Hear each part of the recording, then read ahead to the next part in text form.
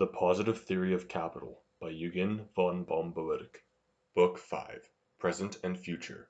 Chapter 5. Cooperation of the Three Factors. To put together the results at which we have arrived thus far, we have seen that there are three factors, each of which, independently of the other, is adequate to account for a difference in value between present and future goods in favor of the former. These three factors are the difference in the circumstances of provision between present and future, the underestimate due to perspective of future advantages and future goods, and finally the greater fruitfulness of lengthy methods of production.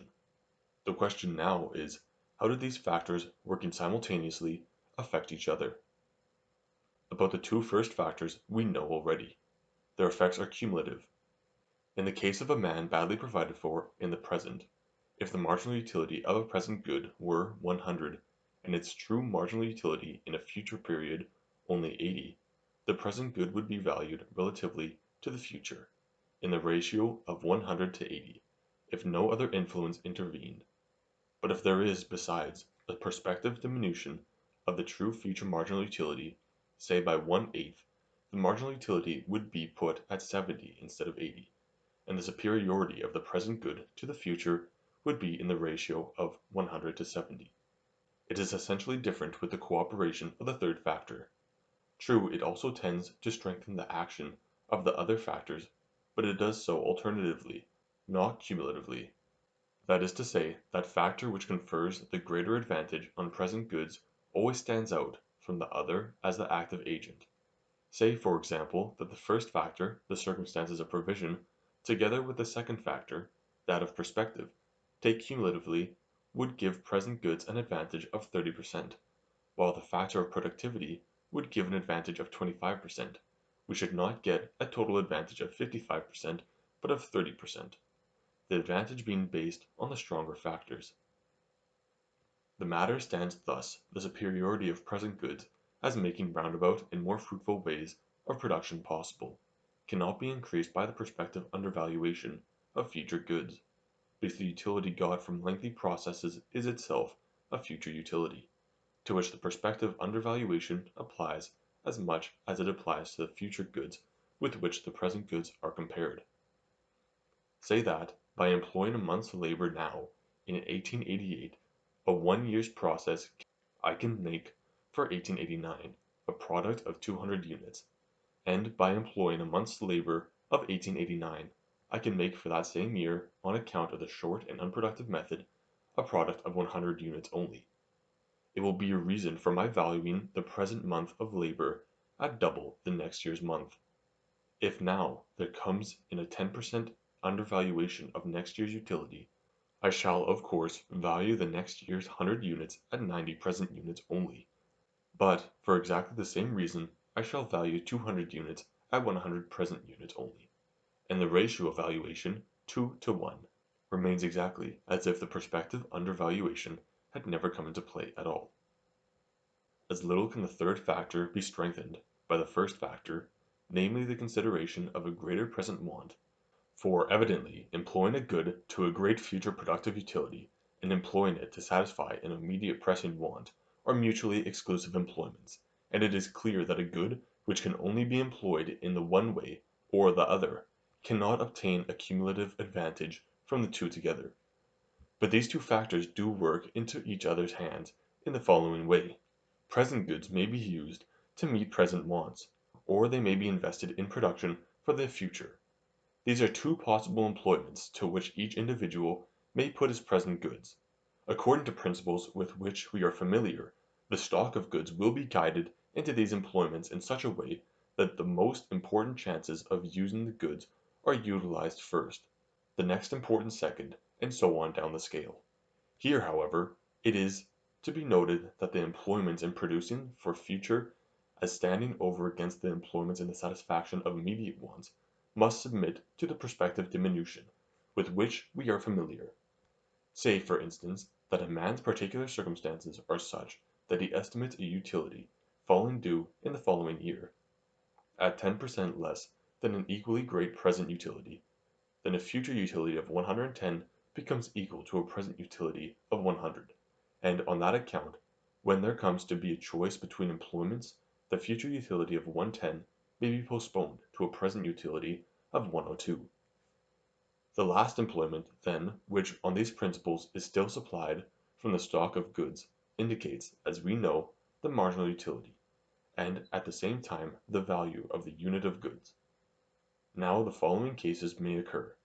First, the individual may be badly off in the present.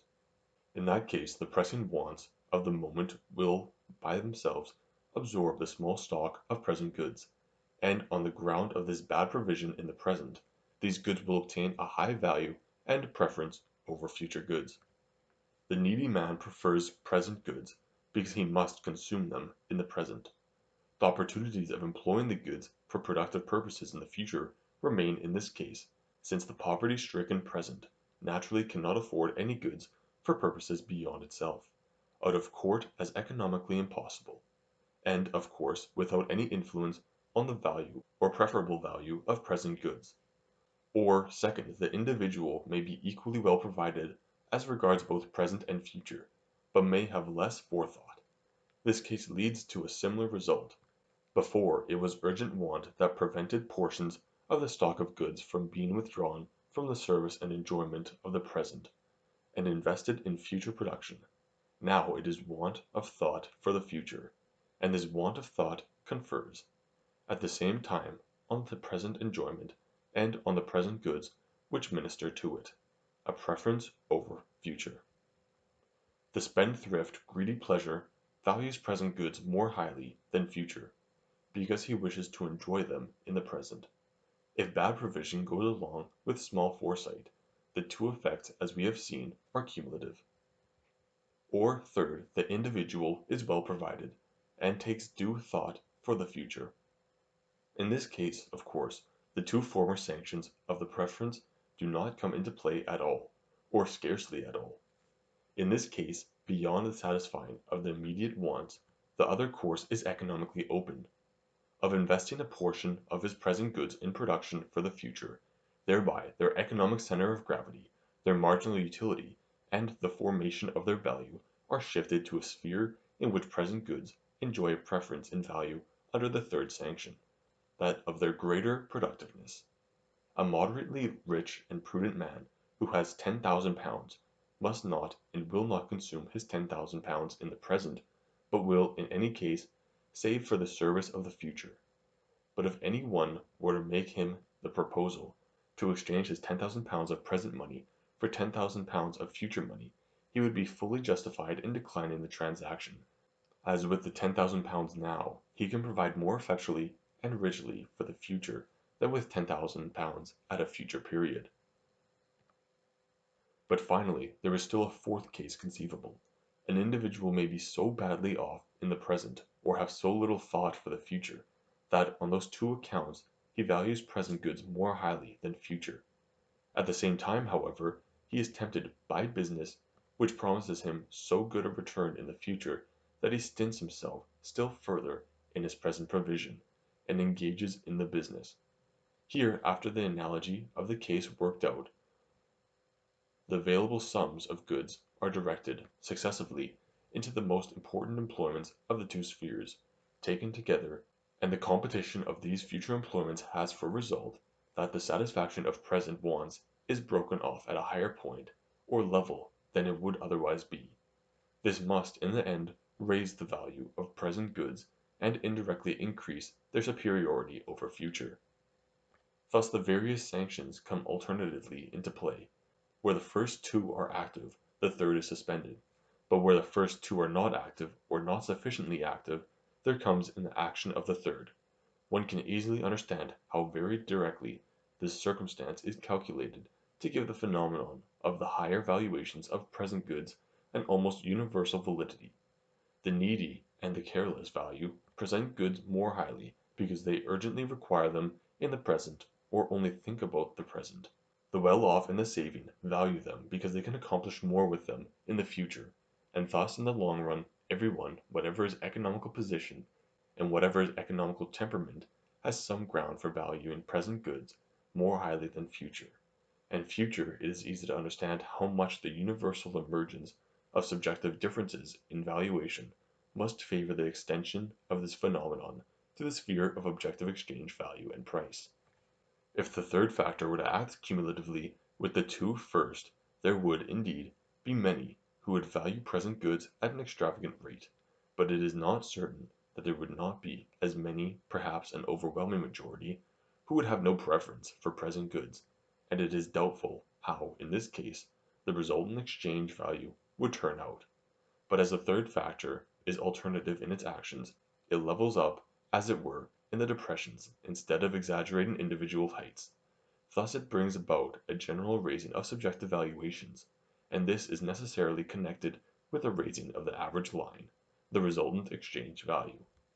Here we come to our last duty in this book, to show how the ratio that obtains between present and future goods is subjective valuations is transferred to their objective exchange value. In the case of the single individual, extremely various subjective valuations will be formed according as the one or the other of the above-mentioned factors is stronger or weaker. These encounter each other on the market where present goods are exchanged against future. There are many such markets, and they take many different forms. In the next book we shall more exactly examine their constitution. In the meantime we must be content to examine the method in which prices are formed in the most general and typical outlines. Indeed, the formation of price here takes the same course as it does elsewhere.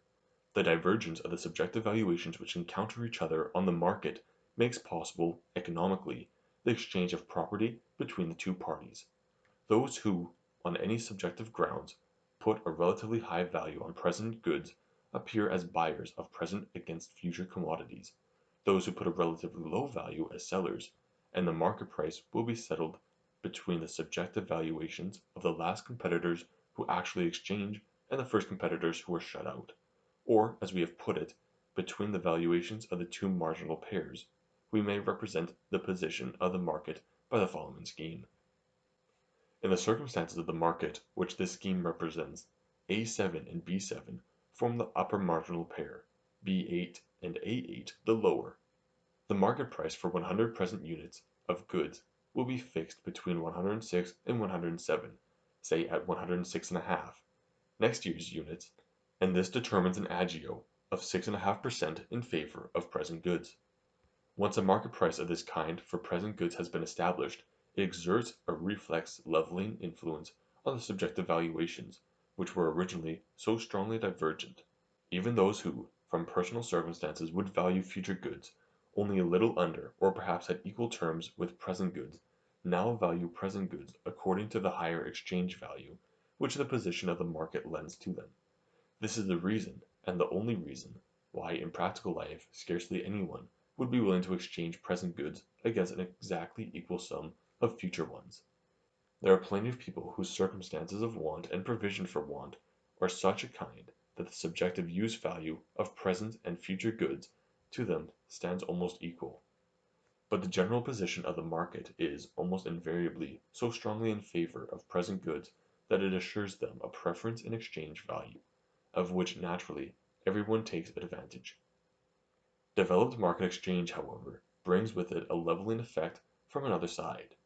That is to say, it brings the amount of agio in favor of present goods, as against future goods which fall due at variously remote points of time, into one normal ratio, with the length of the elapsing time. It might easily be the case that the causes which tend to the undervaluation of future goods might chance to be quite disproportionately effective on goods belonging to different periods of time. Indeed, in the very nature of several of those causes, for instance the consideration of the shortness of human life, they would scarcely obtain at all as against goods of the near future, while as against goods of remote periods they would obtain strongly and irregularly.